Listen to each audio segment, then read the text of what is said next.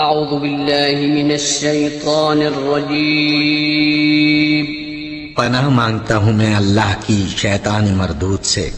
بسم اللہ الرحمن الرحیم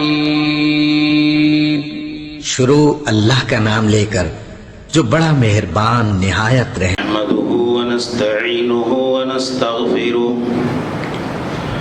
ونعوذ بالله من شرور أنفسنا ومن سيئات أعمالنا من يهده الله فلا مضل له ومن يضلل فلا هادي له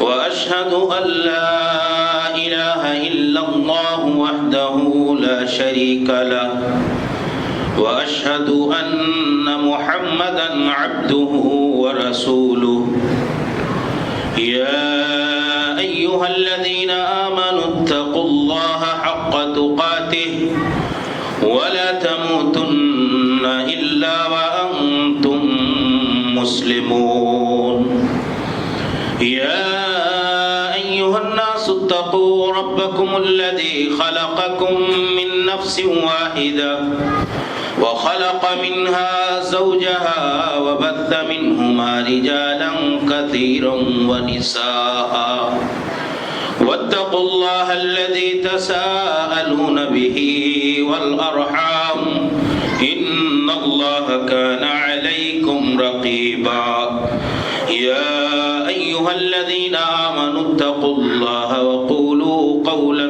سديدا يصلح لكم أعمالكم ويغفر لكم ذنوبكم ومن يطع الله ورسوله فقد فاز فوزا عظيما أما بعد فإن خير الحديث كتاب الله وخير الهدي هدي محمد صلى الله عليه وسلم وشر الأمور محدثاتها وكل محدثة بدعة وكل بدعة ضلالة وكل ضلالة في النار أعوذ بالله السميع العليم من الشيطان الرجيم بسم الله الرحمن الرحيم قاف والقرآن المجيد بل عجبوا أن جاءهم منذر منهم فقال الكافرون هذا شيء عجيب أإذا متنا وكنا ترابا ذلك رجع بعيد قد علمنا ما تنقص الأرض منهم وعندنا كتاب حفيظ بل كذبوا بالحق لما جاءهم فهم في أمر مريج أفلم ينظروا إلى السماء فوقهم كيف بنيناها وزيناها وما لها من فروج والأرض مددناها وألقينا فيها رواسي وأنبتنا فيها من كل زوج بهيج تبصرة وذكرى لكل عبد منيب وقال تعالى بعد أعوذ بالله من الشيطان الرجيم من همزه ونفخه ونفثه وما أصابكم من مصيبة فبما كسبت أيديكم ويعفو عن كثير وعن ابن عمر رضي الله تعالى عنهما قال سمعت رسول الله صلى الله عليه وسلم إذا تبايعتم بالعينة وأخذتم أذناب البقر ورضيتم بالزرع وتركتم الجهاد سلط الله عليكم ذلا لا ينزعه حتى ترجعوا إلى دينكم سبحانك لا علم لنا إلا ما علمتنا إنك أنت العليم الحكيم رب اشرح لي صدري ويسر لي أمري واحلل عقدة من لساني يفقهوا قولي. تمام قسم کی حمد و ثنا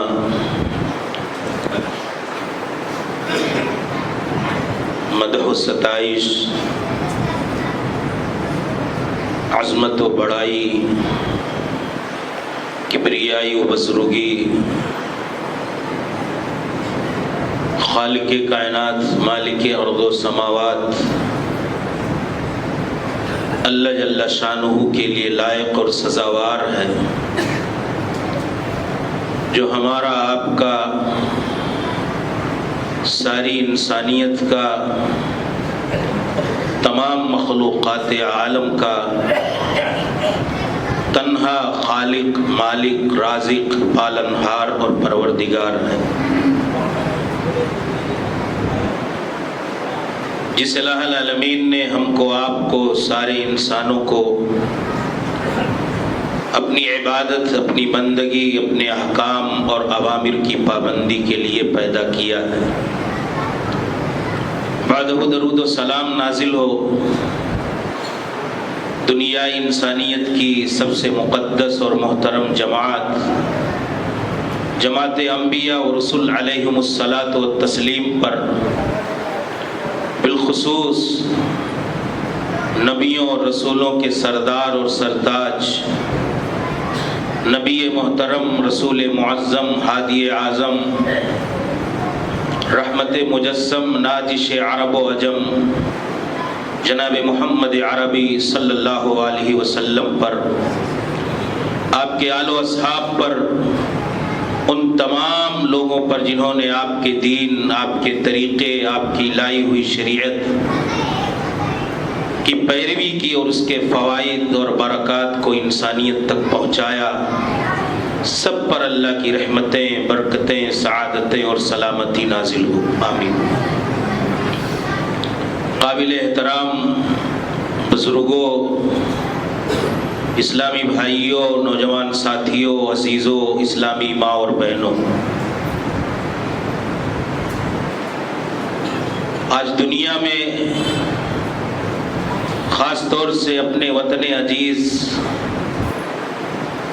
ملک ہندوستان کے اندر جو حالات ہیں اور مسلمانوں کی جو صورتحال ہے، یہ حالات، یہ ہماری لاچاری، یہ ہماری کمزوری، یہ ہماری بے بسی اور یہ مظلومیت کے داستان پورے ملک کے تناظر میں پوری امت اسلامیہ کو، پوری ملت کو بحیثیت مسلمان، بحیثیت اسلام کے دعوے دار، ہمیں اور آپ کو سب کو فکر و احتساب کی دعوت دینے والے ہیں۔ ہمارا اور آپ کا، سارے لوگوں کا اس بات پر ایمان ہے اور اللہ کا وعدہ بھی ہے کہ وَلِلَّهِ الْعِزَّةُ وَلِرَسُولِهِ وَلِلْمُؤْمِنِينَ أَنْتُمُ الْأَعْلَوْنَ إِن كُنتُم مُؤْمِنِينَ۔ سربلندی، عزت، سرخروئی، خوشحالی اس دنیا میں، قوت و غلبہ، یہ اللہ رب العالمین نے کہا اہل ایمان کے لیے ہے، اہل اسلام کے لیے ہے، اللہ کے دیے ہوئے دین اور نظام حیات پر کاربند رہنے والے افراد کے لیے ہے، جو اللہ رب العالمین کے قانون اور دیے ہوئے دستور اور آئین زندگی، قرآن مقدس اور اس کی تفسیر و توضیح کی صورت میں پیارے رسول صلی اللہ علیہ وسلم کی سیرت طیبہ اور حیات مطہرہ کے ساتھ اپنی زندگی گزارنے والے ہیں۔ تو پھر یہ سوال بنتا ہے کہ یہ مظلومیت، یہ لاچاری، یہ بے بسی، یہ کمزوری، یہ معاشی اور افرادی طور پہ یہ ہماری صورتحال اس طرح سے ہمیں جس طریقے سے دنیا میں خاص طور سے اپنے وطن عزیز کے اندر بالکل عجیب صورتحال میں چھوڑ دیا گیا، یا ہماری صورتحال بن گئی یا بنا دی گئی، یہ وجہ کیا ہے؟ تو قرآن کریم میں اللہ تعالیٰ نے بڑے واضح انداز میں مسلمانوں کو بتا دیا کہ اہل اسلام کے جو حالات بنتے ہیں یہ حالات دراصل یہ مسلمانوں کے اپنے اعمال وہ حالات بناتے ہیں. ہمارے حالات کا رخ، ہمارے حالات کی صورتحال، ہمارے حالات کی ساری جو شکل ہے اور سارا منظرنامہ ہے، یہ اللہ کا فرمان ہے کہ ہمارے حالات ہمارے اعمال طے کرتے ہیں. اگر ہمارے اعمال صحیح ہیں تو اللہ رب العالمین کی طرف سے وعدہ ہے کہ تمہارے حالات درست ہوں گے.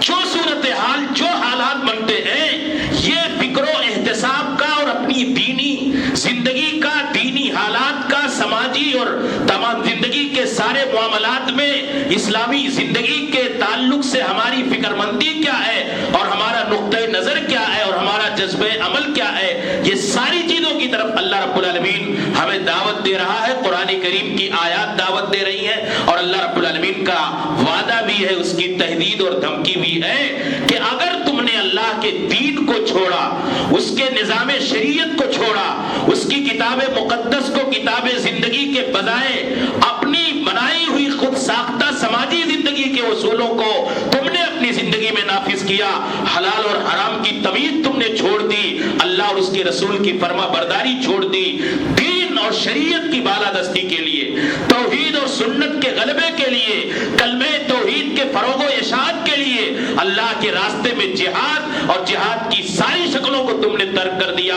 تو یہ اللہ کی وعید ہے اور رسول گرامی صلی اللہ علیہ وسلم کی زبان رسالت معاد کی بھی وعیدیں ہیں کہ اللہ تعالیٰ تمہارے اوپر ذلت کو مسلط کر دے گا،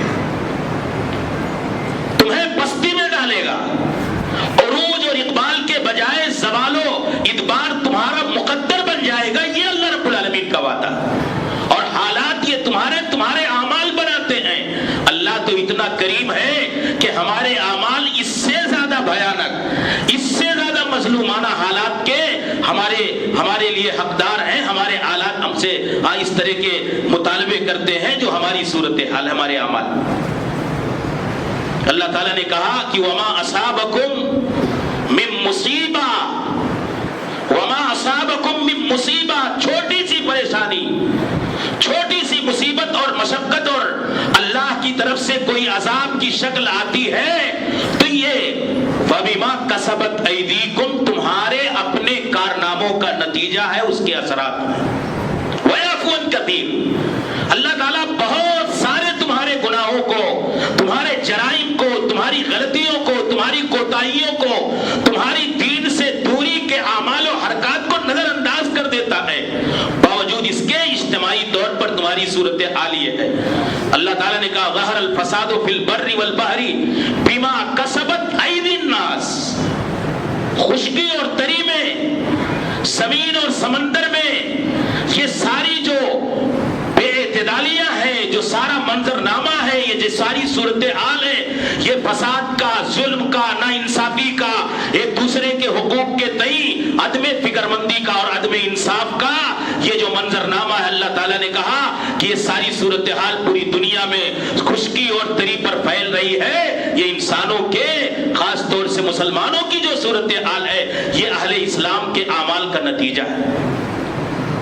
حضرت حسن بصری رحمت اللہ علیہ کے پاس کچھ لوگ شکایت لے کر کے آئے.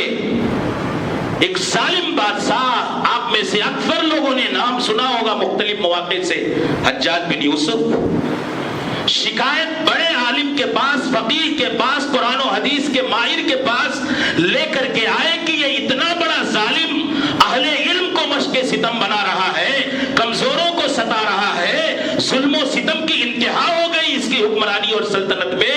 حضرت حسن بصری نے ہمارے اور آپ کے لیے اور آنے والے سارے اہل اسلام کے لیے بڑا مثالی اور تاریخی جملہ کہہ کے ہم کو پیغام دیا تھا. انہوں نے کہا تھا ما جاء الحجاج الا بذنوبنا، ما جاء الحجاج الا بجنوبنا، کہ یہ ظالم حجاج بن یوسف یہ ہمارے گناہوں کی سزا کے طور پر اللہ تعالیٰ نے اس کو مسلط کیا ہوا. یہ پیغام ہے اللہ کا. ہم احتساب کریں، ہم سارے اہل اسلام اپنی زندگیوں میں جھانکیں، غور کریں کہ ہماری عملی زندگی زندگی، ہماری دینی زندگی، ہماری اسلامی زندگی اور شریعت کے حوالے سے اللہ کے دین کا دعویٰ کرتے ہوئے اللہ کے دین کے حوالے سے ہماری زندگیوں میں دین کی بالادستی کی، ہمارے اعمال کی صورتحال کیا ہے، یہ ہمارے لیے سارے اہل اسلام کے لیے فکر مندی کا، فکر اور احتساب کا موضوع ہے اور غور کرنے کا پہلو ہے۔ میرے بھائی، میں نے جو خطبہ مسنونہ کے بعد پڑھی، اللہ تعالیٰ نے پیارے رسول صلی اللہ علیہ وسلم کی زبان رسالت مآب سے اہل اسلام کو بتا دیا تھا۔ رسول گرامی صلی اللہ علیہ وسلم نے بیان فرمایا، ابو داؤد کی روایت ہے، حضرت عبداللہ ابن عمر رضی اللہ تعالیٰ عنہما کہتے ہیں کہ اذا تبایعتم بالعینہ، اینا ایک سود کی شکل کے ساتھ، سود کی ملاوٹ کے ساتھ ایک تجارت کی ایک شکل ہے شرعی اصطلاح میں کہ اس میں سود کی آمیزش اور ملاوٹ ہو، تو اللہ کے رسول نے کہا اذا تبایعتم بالعینہ، کیا کرنے لگو گے؟ تمہارے کاروبار حلال و حرام کی تمیز کے بغیر ہونے لگیں گے۔ عام انداز میں اس کو سمجھ لیجئے کہ سود کے ساتھ تمہاری زندگیوں میں خرید و فروخت کی ملاوٹ ہوگی۔ وَأَخَذْتُمْ أَذْنَابَ الْبَقْرِ، کسان جب جانوروں کو کھیت میں لیتا ہے تو کیا کرتا ہے؟ ٹکا ٹکا چلاتا ہے، کھیتی کرتا ہے، جوتتا ہے۔ تو رسول گرامی نے مثال دے کر کے سمجھایا کہ اتنے پرلے درجے کے، اتنے اعلیٰ درجے کے تم دنیا دار ہو جاؤ گے کہ تمہیں نہ اذان سے، نہ نماز سے، نہ اللہ کے دین سے، نہ رشتہ دار سے، نہ عزیز سے، نہ اقارب سے، نہ اللہ کے دین کے حوالے سے کسی چیز سے کوئی واسطہ اور تعلق نہیں ہوگا۔ تم گایوں کی دم پکڑ کر کے بس خالی تکا تکا کھیتی کرو گے۔ ہاں، رضیتم بالزرع، خالی کھیتی، کاروبار، تجارت، بزنس، یہی تمہارا مقصود حیات بن جائے گا، یہی تمہارا مطلوب زندگی بن جائے گا، یہی تمہاری کائنات کی کل سوچ اور فکر اور تمہارا کل ٹارگٹ اور ہدف بن کر کے رہ جائے گا۔ یعنی اعلیٰ درجے کے تم دنیا دار ہو جاؤ گے اور اس دنیا داری میں حلال و حرام کی تمیز کو چھوڑ بیٹھو گے۔ رضیتم بالزرع، جیسے ہم تجارت سے خوش ہیں، کاروبار میں مگن اور مست ہیں، ایسے کسان کے حوالے سے اللہ کے رسول نے کہا ایک کسان کیا ہوتا ہے؟ کھیتی کرے، کھیتی کے بارے میں مگن رہے۔ ایسے بمبئی کے شہر میں آپ تجارت کو اس سے سمجھ لیجیے۔ پھر اللہ کے رسول نے کہا کہ تم گایوں کے دم کو پکڑ لو گے، کاشتکاری اس کے خوش ہو کر کے بیٹھ جاؤ گے۔ وَتَرَكْتُمُ الْجِهَادَ، تَرَكْتُمُ الْجِهَادَ، جہاد مانا یہ نہیں کہ جاؤ غیر مسلموں کو پکڑو اور ہتھیار اور اسلحوں سے قتل کر دو۔ اللہ کے رسول نے کیا کہا کہ حلال اور حرام کی تمیز چھوڑ بیٹھو گے، اعلیٰ درجے کے دنیا دار ہو جاؤ گے، دنیا داری میں مگن ہو جاؤ گے اور جہاد چھوڑ دو گے۔ جہاد کا معنی اللہ کے دین کی بالا دستی کے لیے ساری قربانیوں کا جذبہ تمہارے یہاں سے مفقود ہو جائے گا۔ جہاد کا معنی یہی نہیں ہے کہ ہم مشرکین کو قتل کر دیں۔ جہاد کا معنی یہ ہے کہ اللہ کے دین کے لیے ہمارے نفس کے اندر جہاد کی ساری شکل آ جائے۔ جہاد بھی نفس ہے، ہمارا دل کہہ رہا ہے کہ میں وقت پر خطبہ دینے کے لیے نہ جاؤں، لیکن ہم نے اپنے نفس سے جہاد کیا اور وہ وقت کی قربانی دے کر کے اللہ کے دین اور اللہ کی محبت میں ہم اپنا وقت قربان کر کے اللہ کے گھر میں خطبہ سننے کے لیے وقت سے پہلے پہنچ گئے۔ ہم نے اپنے نفس سے جہاد کیا۔ مال جہاد بالاموال، ہماری فکر ہونی چاہیے کہ ہمارا مال یہ اللہ کا دیا ہوا سرمایہ، اللہ کے دین کے لیے، دین اسلام کے لیے، ایمان کے لیے، اللہ کے نظام کے لیے، اللہ کی شریعت کے لیے اور کتاب و سنت کی بالا دستی کے لیے اور اللہ کے پیغام کو پوری دنیا انسانیت تک پہنچانے کے لیے ہمارا مال اللہ کے راستے میں کتنا جا رہا ہے، ہم نے اپنا وقت اللہ کے دین کے لیے کتنا دیا ہوا ہے۔ پروگرام ہوتا ہے ایک چھوٹا سا، دین کا شعور نہیں ہے، دین کی فہم اور بصیرت نہیں ہے۔ کوئی عالم دین 50 کلومیٹر سفر طے کر کے آپ کے یہاں دین کی بات بتانے کے لیے، مسلمانوں کے یہاں آپ کی بات میں صرف نہیں کر رہا، سارے مساجد کی صورتحال یہ ہے، لیکن وہ اپنا 1 گھنٹہ دین سننے کے لیے روزانہ مسجدوں میں جو مسائی اور صباحی دروس قرآن و حدیث ہوتے ہیں ان کو سننے کے لیے ہم اپنے وقت کی قربانیاں تک تیار نہیں. سوچیے غور سے سنجیدگی کے ساتھ. وقت نہیں دے رہے ہیں, لا یعنی بے مقصد بیکار کی چیزوں میں لہو اور لگوں میں ہمارا وقت جا رہا ہے, لیکن ہمارے اندر وہ جہاد کا جذبہ نہیں کہ ہم اللہ کے دین کی سمجھ اور بصیرت کے لیے. اور یہ تو چھوڑ دیجئے کہ ہم جائیں اور دین کی دعوت دیں لوگوں کو. کتنے لوگ ہیں جو اس جہاد کے ساتھ اس دنیا میں رہتے ہیں, یہ جہاد ان کے یہاں موجود ہے. یہ فکر مندی ہے ہمارے نوجوان بھائیوں بزرگوں, غور کرو سچائی کے ساتھ, عدل کے ساتھ, انصاف کے ساتھ, اخلاص کے ساتھ, درد مندی کے ساتھ, فکر مندی کے ساتھ, کہ کیا وہ جہاد کا جذبہ کہ ہم بے دینوں کو دین کے راستے پر لے آئے, مشرکین کو شرک کے دلدل سے نکال کر کے توحید کی شاہراہ اور بدعتوں سے نکال کر کے سنت کی شاہراہ نجات پر ہم گامزن کر دیں, بھٹکے ہوئے انسانوں کو اللہ اور اللہ کے رسول اور اللہ کے دین اور اللہ کی شریعت اور اللہ کے گھروں سے جوڑ دے. یہ ہمارے اندر جذبہ ہے. جہاد یہ صرف قتل کر دینا کسی کا دین کے لیے, یہ جہاد نہیں ہے.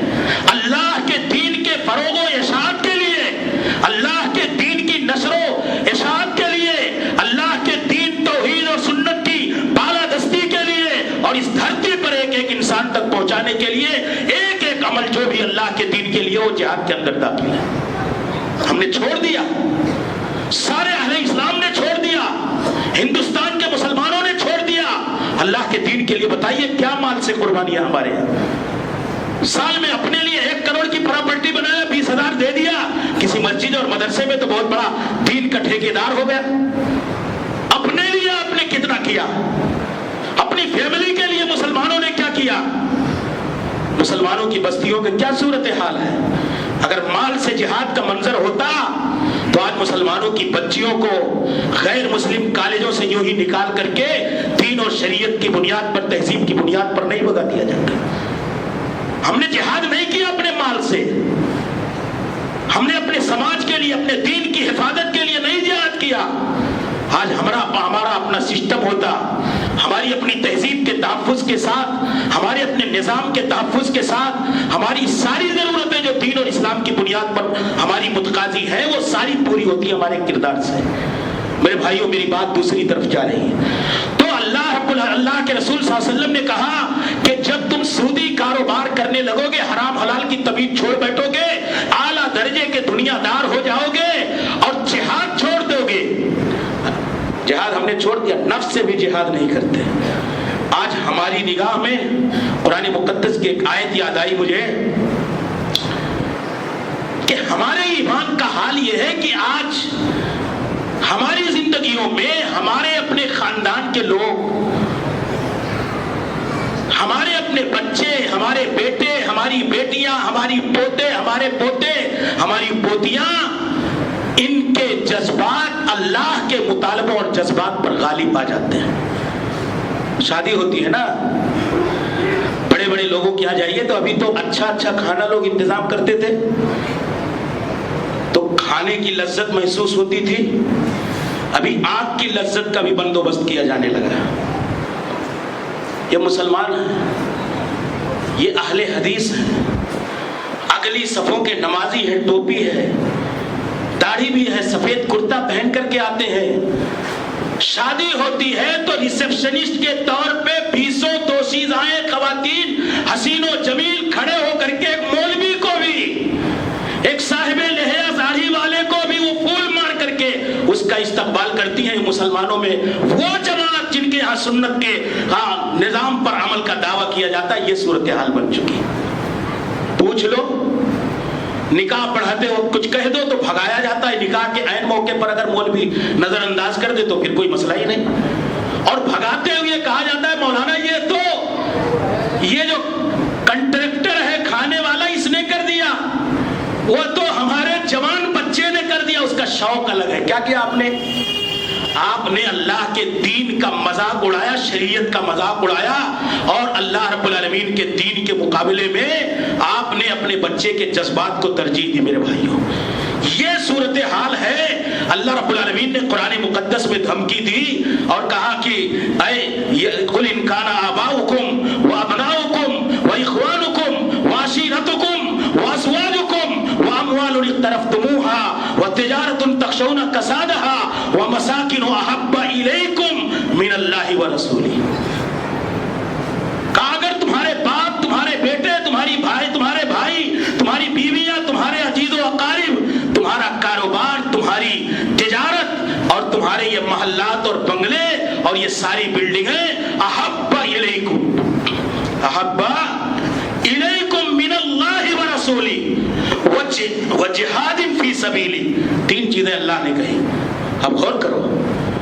کہا کہ یہ سارے لوگ، گھر، پراپرٹی، دولت، کاروبار، تجارت، یہ سارے لوگ اگر تمہارے نزدیک اللہ اور اس کے رسول، اور تیسری جو بات کہی اللہ تعالیٰ نے وہ جہاد فی سبیلی، اللہ کے راستے میں جہاد کرنے سے زیادہ محبوب ہو جائے، اللہ کے راستے میں اللہ اور اس کے رسول کے محبت کے مقابلے میں زیادہ محبوب ہو جائے. کیا یہ ہم نے مظاہرہ کیا اپنے عمل سے کہ نہیں کیا؟ ہم اپنے نفس سے جہاد کر پاتے ہیں؟ شادیوں میں بارات لے جاتے ہیں، یہ نفس کا جہاد ہے. کرتے ہیں ہم. سماج کے مقابلے میں ہم نے اللہ اور اس کے رسول اور اپنے نفس کے ساتھ جہاد کو ترک کر دیا. اللہ نے کہا تھا فَتَرَبَّصُوا حَتَّى يَأْتِيَ اللَّهُ بِأَمْرِهِ، تم لوگ انتظار کرو، اللہ کا عذاب تمہارے اوپر آ کر کے رہے گا. یہ اللہ کا بات ہے، یہ اللہ کی وعید ہے.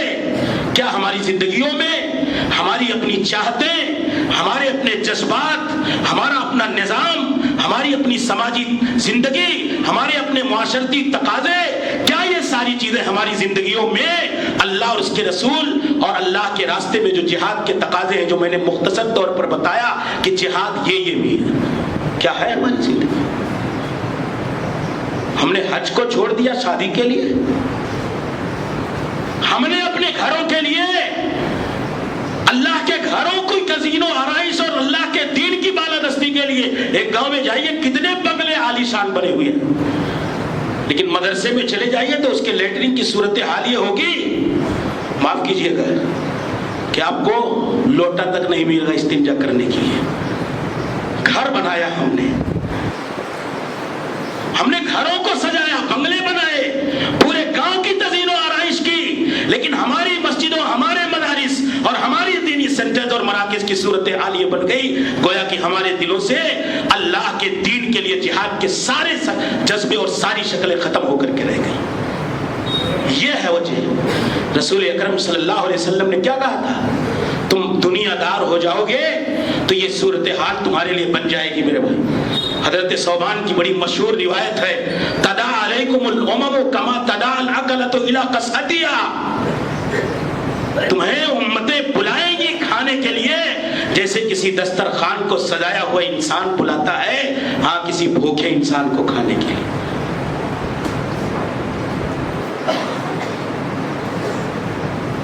اللہ کے رسول صلی اللہ علیہ وسلم نے کہا ساری امتیں تمہارے خلاف، تمہارے زوال اور تمہاری بستی کے لیے ایک ہو کر کے تم کو کمتر ثابت کرنے کے لیے، ختم کرنے کے لیے ایک ہو جائیں گی. وانتم کغصائن، اللہ کے رسول صلی اللہ علیہ وسلم نے فرمایا کغصاء السیل، تم لوگوں کی صورتحال یہ ہو جائے گی کہ سمندر کے اوپر جو جھاگ تیرتے ہیں، کوئی بھی تھپیڑا آیا کہیں لے کر کے چلا گیا اور تم بے وزن، بے وقات، بے حیثیت ہو کر کے رہ جاؤ گے. صحابہ کرام نے پوچھا اللہ کے نبی من قلت یومئذ، ہماری تعداد کم ہوگی؟ کہا نہیں، بل انتم کثیر، تمہاری تعداد بڑی ہوگی لیکن تم جھاگ کے برابر، سمندروں کے جھاگ کے برابر ہو جاؤ گے. اللہ کے رسول صلی اللہ علیہ وسلم سے صحابہ نے پوچھا اللہ کے نبی ایسا کیوں ہوگا؟ پھر کہا اللہ کے رسول صلی اللہ علیہ وسلم نے کہ وَلَا يَقْذِفَنَّ اللَّهُ فِي قُلُوبِكُمُ الْوَهْنَ، اللہ تعالیٰ تمہارے دلوں میں وہن ڈال دے گا. تمہارے دشمنوں کے دلوں سے تمہاری ہیبت، ایک مومن کا ایک خوف ہوتا ہے، ایک جلال ہوتا ہے، ایک اس کی شان ہوتی ہے، اس کا ایک روب ہوتا ہے. اہل ایمان کا اپنا ایک روب و جلال ہوتا ہے، یہ قدرتی طور پر اللہ نے عطا کیا ہوا ہے. اللہ کے رسول صلی اللہ علیہ وسلم نے فرمایا کہ اللہ تعالیٰ وَلَا يَنزِعَنَّ اللَّهُ مِن صُدُورِ عَدُوِّكُمْ الْمَحَابَةَ، جو تمہاری ہیبت، تمہارا خوف، تمہاری دہشت، تمہارا ڈر، یہ دشمن کے دلوں سے اللہ نکال دے گا، تمہارے دلوں میں وہن ڈال دے گا۔ صحابہ نے کہا اللہ کے نبی وہن کیا ہے؟ کہ حب الدنیا و کراہیت الموت، تم موت سے گھبراؤ گے، بھاگو گے، کیونکہ اعمال اتنے سیاہ ہیں، کرتوت اتنے، بوجھ اتنا بڑا ہے، اور دنیا کی محبت تمہارے ذہن و دماغ میں رچ بس جائے گی۔ ایک ایمانی زندگی کے لیے اللہ کے رسول نے کہا کہ سب سے زیادہ خطرناک جو چیز ہو سکتی ہے وہ دنیا کی محبت ہے۔ ایک مومن زاہد ہوتا ہے، قانع ہوتا ہے، اللہ کی دی ہوئی نعمتوں پر شکر گزاری کا اظہار کرتے ہوئے حلال اسباب اور وسائل اختیار کرتا ہے۔ میرے بھائیو، کیا یہ صورتحال نہیں ہے؟ اللہ تعالیٰ نے کیا ہمارے دلوں میں وہن نہیں ڈالا ہوا ہے؟ یہ ساری صورتحال میرے بھائیو اسی لیے ہے کہ جو رسول اکرم صلی اللہ علیہ وسلم نے پیش گوئی کی تھی کہ یہ سارے حالات تمہارے بنیں گے، ہم ان حالات میں اپنے اعمال پر غور کریں، اپنی زندگی، معاشرتی اور سماجی دینی زندگی کے سارے پہلوؤں پر تنہائی میں بیٹھ کر کے سوچیں کہ دین کی، شریعت کی، کتاب و سنت کی، دستور اسلام کی، آئین شریعت کی ہماری زندگیوں میں بالادستی کتنی ہے، یا ہمارا اپنا نظام ہماری زندگی میں چل رہا ہے۔ غور کرنے کا یہ سارے حالات اللہ تعالیٰ نے ہمارے لیے اسی لیے بنائے۔ ایک مثال میں دے کر کے، مجھے اور باتیں کہنی تھی، میں آپ کو ایک دعوت فکر دے کر کے بات ختم کر دیتا ہوں۔ احد کی لڑائی تھی، آپ غور کرو، چند صحابہ کرام کی ایک معمولی اجتہادی غلطی کا نتیجہ، غلطی ایک انسان کرتا ہے، سزا پورے سماج کو ملتی ہے۔ غلطی چند لوگ کرتے ہیں، گناہ کا کام، اسی لیے اللہ نے امر بالمعروف کہا، کنتم خیر امہ، تم بہترین امت کے اس دھرتی کے بھلائی کا حکم دیتے ہو۔ بولو، دن بھر میں کبھی کسی کو، ایک آدمی کو بھی پکڑ کر کے ہم نے اللہ کا دین سمجھتے ہوئے بھلائی کا حکم دیا؟ غور کریں بیٹھ کر کے، کسی کو پکڑ کر کے اپنا فریضہ، اپنی دینی ذمہ داری سمجھتے ہوئے کسی کو برائی سے روکا؟ ہم نے ساری ذمہ داریاں بھلا دی ہیں۔ تو پھر اللہ کا جو وعدہ ہے، وَلِلَّهِ الْعِزَّةُ وَلِرَسُولِهِ وَلِلْمُؤْمِنِينَ، اللہ اور اس کے رسول اور اہل ایمان کے لیے عزت اللہ کا وعدہ ہے، لیکن ہم نے اللہ کے دیے گئے فرائضوں اور اس کی ذمہ داریوں کو، جو ہمارے، جس کے لیے ہم ذمہ دار اور مسئول تھے، سب کو چھوڑ دیا۔ احد کے موقع پر اللہ نے ایک پہاڑ پر اللہ کے رسول صلی اللہ علیہ وسلم نے صحابہ کرام کا ایک دستہ، ایک جماعت، ایک صحابی کی عمارت میں بیٹھا دیا کہ تم آنے والے لوگوں کی یہاں نگرانی کرنا۔ لڑائی چل رہی ہے، صحابہ کرام جنگ جیت چکے۔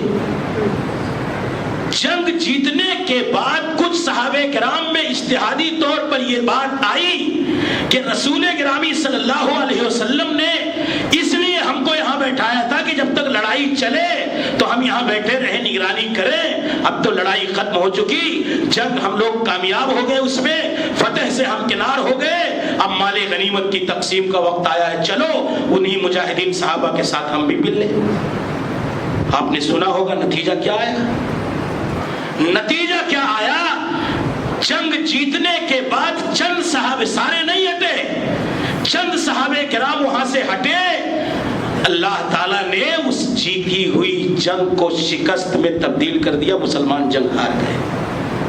خالد ابن ولید اس وقت مسلمان نہیں ہوئی، اپنے لشکر کے ساتھ آئے، دوبارہ حملہ آور ہو۔ اللہ تعالیٰ نے کیا کہا اس نقطے کو آپ غور کرو، کہ وَلَقَدْ صَدَقَكُمُ اللَّهُ وَعْدَهُ إِذْ تَحُسُّونَهُم بِإِذْنِهِ حَتَّى إِذَا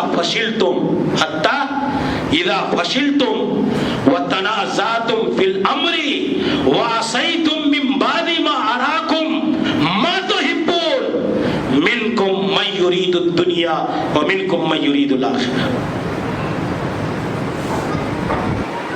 اللہ کے رسول موجود ہیں،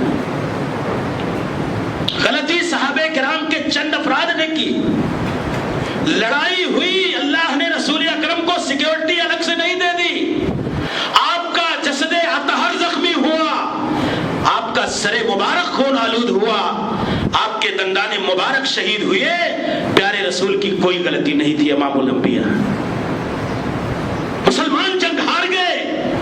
پیارے رسول کی موجودگی میں اللہ نے کہا سے لڑتے ہوئے بازی مار لے گئے تھے، تم انہیں کاٹ رہے تھے، حتی اذا فشلتم، یہاں تک کہ تم ہار گئے. وجہ کیا تھی؟ تنازعتم فی الامر، اختلاف میں پڑ گئے تم لوگ، آپس میں لڑ گئے. آپسی تنازع تمہارا چھوٹا سا چند 50 صحابہ کرام کے گروہ کا اختلاف امت مسلمہ کی جیتی ہوئی جنگ کو اس نے ہار میں تبدیل کر دیا. اللہ نے عذاب کے طور پر اختلاف کے عذاب کے. کیا صورتحال ہے؟ ایک سوسائٹی مسلمانوں کی، ایک مسجد مدرسہ، ایک دینی مرکز اور سینٹر جو اجتماعی نظام کے ساتھ چلتا ہو، جہاں مسلمانوں کی اختلاف نہ پایا جاتا ہو، کسی بھی مکتب فکر اور کسی بھی مسلک کے ماننے والوں کی بات. ہمارے سماج میں حتیٰ کہ ہمارے گھروں میں اختلاف کی، تنازع کی، آپسی دوریوں کی جڑیں بے انتہا گہری ہو گئی ہیں. اللہ نے 50 صحابہ کے اختلاف کو کہا حتی اذا فشلتم وتنازعتم فی الامر، آپس میں اختلاف کر بیٹھے. پھر کیا کہا؟ وعصیتم، اختلاف کیا تم نے اور تم نے معصیت کی. کس کی؟ پیارے رسول صلی اللہ علیہ وسلم. ایک مسئلہ کہا تھا اور جان بوجھ کر کے غلطی نہیں کی تھی.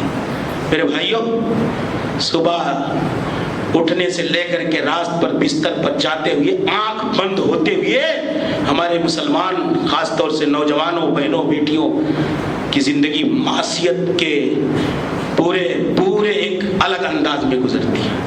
کیا صورتحال ہے؟